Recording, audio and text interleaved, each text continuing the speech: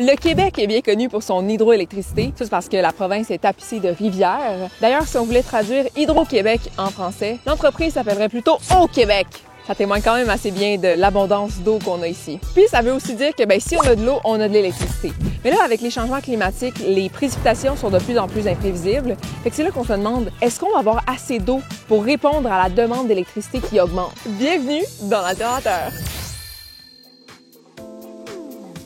Donc là, Pierre-Marc, on cherchait un spécialiste de l'eau pour répondre à nos questions parce qu'on se demande est-ce qu'on va peut-être un jour manquer d'eau dans nos réservoirs au Québec? Fait que là, j'imagine que tu es la bonne personne.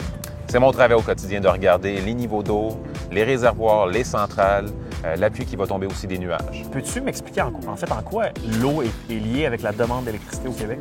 Il y a plusieurs années, on a fait le choix au Québec, même je dirais plusieurs décennies, on voulait faire de l'hydroélectricité. Donc, on a une ressource incroyable, l'eau au Québec, et on s'en sert pour faire de la production hydroélectrique. Il faut savoir que l'eau n'arrive pas de façon constante tout au long de l'année, puis on a fait le choix de chauffer nos maisons à l'électricité. Donc, on a créé d'énormes réservoirs à différents endroits sur le Québec pour garder l'eau des crues printanières. Quand on parle d'un réservoir, c'est vraiment qu'on vient créer un réservoir, une étendue d'eau pour s'assurer d'avoir notre batterie, d'avoir de l'eau tout au long de l'hiver. Par exemple, ici, on est à Beauharnois, c'est une centrale qui est extrêmement longue. On a fait ça une centrale au fil de l'eau. Elle est construite à même le fleuve ou la rivière en soi. Le réservoir est plus petit. On parle d'une réserve d'eau pour une journée ou deux en général. Okay. Tandis que quand on parle d'un réservoir, c'est souvent une étendue d'eau qui est beaucoup plus important. Et la quantité d'eau dans le réservoir, normalement, on en a pour tout l'hiver. Wow! C'est comme un lac. C'est un lac, un réservoir. En fait, le réservoir à Barbourassa est grand comme 3 fois le lac Saint-Jean. On parle de 2835 km². C'est plus gros que le Luxembourg. Il faut réaliser ça, la gang. Là. Avant, ici, c'était des vallées, des montagnes. Ouais. Il n'y avait pas d'eau. Il y avait des lacs. On est en pleine montagne. Donc, on est venu construire vraiment le barrage entre deux montagnes. Qu'est-ce qui influence ces niveaux d'eau-là dans nos rivières ou dans nos réservoirs, en fait?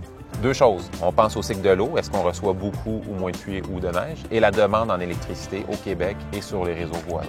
L'élément le plus important, c'est vraiment le cycle de l'eau. Si on reçoit vraiment beaucoup de pluie, on va emmagasiner l'eau dans les réservoirs. Si on en a moins, on va devoir répondre à la demande énergétique au Québec.